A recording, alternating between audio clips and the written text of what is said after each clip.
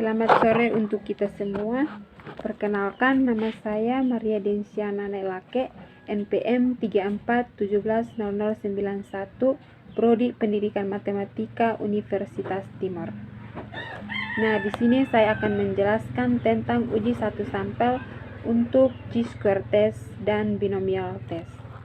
Nah, yang pertama saya akan menjelaskan tentang chi-square test untuk uji satu sampel.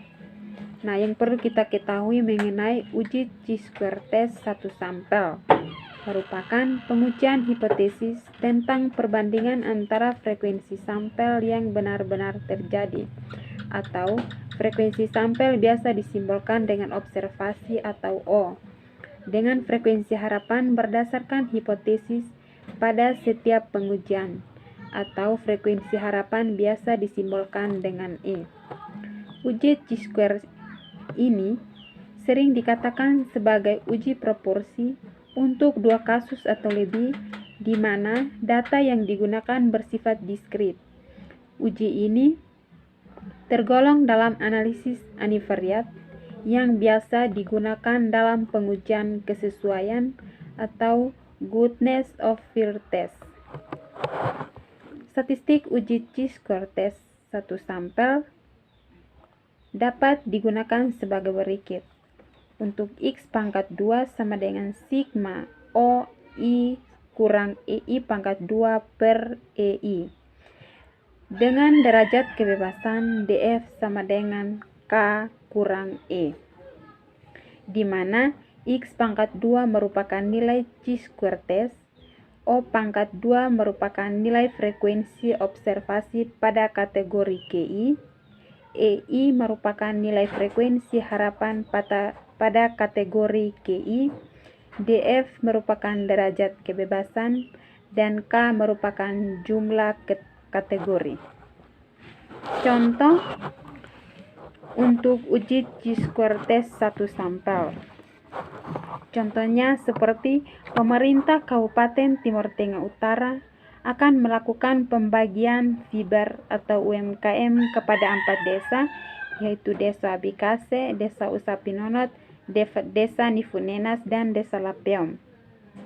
Jumlah fiber bantuan yang diberikan berbeda-beda untuk setiap desa. Nah, untuk pembuktian apakah pembagian tersebut merata kepada setiap desa, maka kita gunakan 50 sampel yang terbesar di 4 desa sebagai sampel. Nah, data yang diperoleh dari sampel adalah sebagai berikut. Jumlah fiber yang diberikan kepada Desa Wabikase ada 7, untuk Desa Usapinonot mendapat 9, Desa Nifunenas mendapat 10, dan Desa Lapeo mendapat 14. Tingkat signifikan yang kita peroleh yaitu 5% atau 0,05. Apakah bantuan fiber yang akan diberikan merata atau tidak? Nah, untuk Desa Wabikase frekuensi observasinya ada 7 dan frekuensi harapannya ada 10. Sedangkan Desa Usapinonot mendapat frekuensi observasinya 9, frekuensi harapannya 10. Desa Nifunenas frekuensi observasinya 14, frekuensi harapannya itu 10. Dan Desa Lapeom memperoleh frekuensi observasi 14 dan frekuensi harapan 10. Yang berikut kita tentukan H0 dan H1. Jika H0 sama dengan P1, tidak sama dengan P2, dan tidak sama dengan P3. Begitu juga H1 sama dengan P1 sama dengan P2, tidak sama dengan P3, di mana tingkat signifikannya 5% sama dengan 0,05. Dan yang berikut kriteria pengujian. Untuk X tab pangkat 2 tabel dihitung dengan cara X pangkat 2 alfa, DF menggunakan tabel C atau tabel chi-square. Alfanya itu tadi 0,05, DF sama dengan K kurang 1, kita ketahui K kurang 1 sama dengan 4 kurang 1 yaitu 3. Jadi untuk X pangkat 2 0,05,3 sama 7.815. Sekarang masuk pada kriteria penolakan. Yang pertama, gagal menolak H0 jika chi-square test hitung lebih kecil chi-square test tabel atau kecil alfa. Yang berikut, berhasil menolak H0 jika chi-square test hitung lebih besar chi-square test tabel, maka P lebih kecil alfa. Yang berikut, tentukan nilai uji statistik. Statistik uji sama dengan sigma pangkat X pangkat 2 sama dengan sigma OI kurang EI sama dengan EI per EI. Yang berikut, X pangkat 2 sama dengan sigma 7 kurang 10 pangkat 2 per 10 ditambah 9 kurang 10 pangkat 2 per 10 ditambah 10 kurang 10 pangkat 2 per 10 ditambah 14 kurang 10 per 10.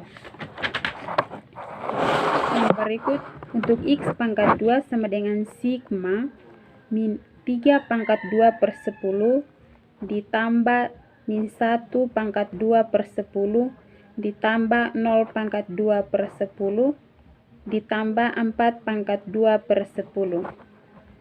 Maka X pangkat 2 nya kita dapat 0,09 ditambah 0,1 ditambah 1,6. Jadi hasil dari X pangkat 2 sama dengan 2,6. Berdasarkan hasil pengujian, maka kita dapat menyimpulkan bahwa untuk X pangkat 2 hitung lebih kecil X pangkat 2 0,05,3. Artinya, gagal menolak hipotesis 0, maka dapat disimpulkan bahwa bantuan fiber yang diberikan memiliki jumlah yang merata dengan tingkat keyakinan 95%. Yang berikut, kita masuk pada uji binomial test untuk satu sampel. Nah, untuk sebelumnya perlu kita ketahui bahwa uji binomial test adalah salah satu uji statistik yang digunakan untuk melakukan analisis mengenai nilai peluang suatu kejadian yang diambil dari populasi yang memiliki dua kategori. Uji binomial juga memiliki satu contoh, yaitu contoh yang diambil yaitu sebuah perusahaan roti memproduksi dua jenis roti, yaitu roti rasa coklat dan roti rasa keju. Pemilik toko roti akan melakukan penelitian dengan tujuan untuk mengetahui apakah konsumen lebih menyukai roti rasa coklat atau roti rasa keju. Berdasarkan 22 sampel yang dipilih secara acak, ternyata 12 orang menyukai roti rasa coklat dan 10 orang lainnya memiliki roti rasa keju. Dengan alfa sama dengan 10% atau 0,05. Maka, apakah terdapat perbedaan selera konsumen terhadap kedua rasa roti atau tidak? Nah, untuk penyelesaian yang pertama perlu kita ketahui dari judul penelitiannya. Nah, dari contoh di atas, judul penelitiannya itu tentang perbedaan selera konsumen terhadap rasa roti. Nah, yang kedua perlu kita ketahui dari variabel penelitiannya. Nah, variabel penelitiannya yaitu kita ketahui rasa roti. Yang ketiga, pertanyaan penelitian. Pertanyaannya, apakah terdapat perbedaan selera konsumen terhadap dua rasa roti? Nah, yang berikut hipotesis. Untuk H0, tidak terdapat perbedaan selera konsumen terhadap dua rasa roti.